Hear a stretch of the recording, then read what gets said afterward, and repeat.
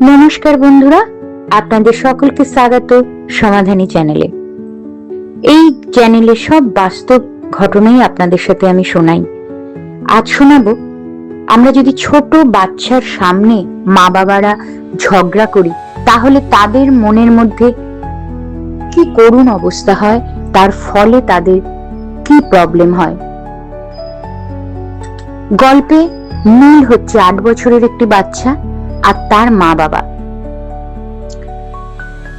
বাইরে থেকে দেখলে এই পরিবারটা ভীষণ সুখী মনে হয়, কিন্তু ভেতরে এদের ছোটখাটো এই অসুবিধাগুলো নিয়ে মা বাবার মধ্যে প্রায় চিৎকার চেঁচামেচি হতো। নীল সেটা একটু একটু করে অ্যাবসর্ব করতে শুরু করলো।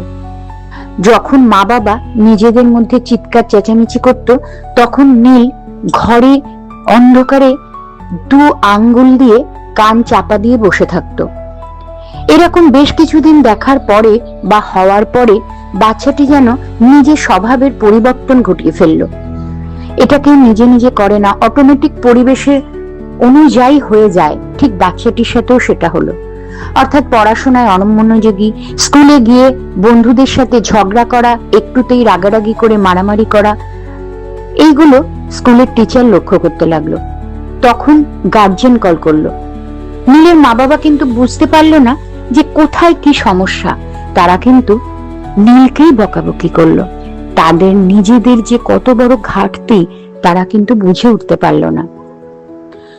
স্কুলে যাওয়ার পরে টিচার নীলের মা বাবাকে একটি ড্রয়িং খাতা দেখালো, যেটায় নীল ড্রয়িং করেছে ড্রয়িং ক্লাসে।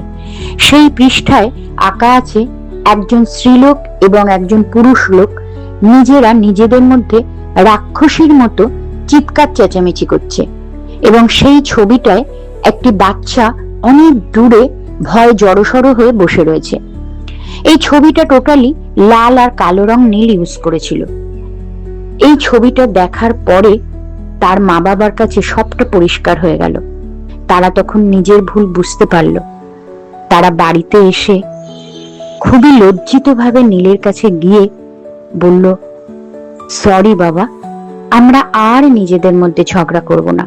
কারণ মা বাবা বুঝতে পেরেছিল তাদের কারণেই তাদের বাচ্চার মানসিক শান্তির বিঘ্ন ঘটছে, এবং সে এগিয়ে চলার পথে সুষ্ঠুভাবে অনেক বাধা আসছে, যেটা ভবিষ্যতে বিরাট বড় আকার নিতে পারে।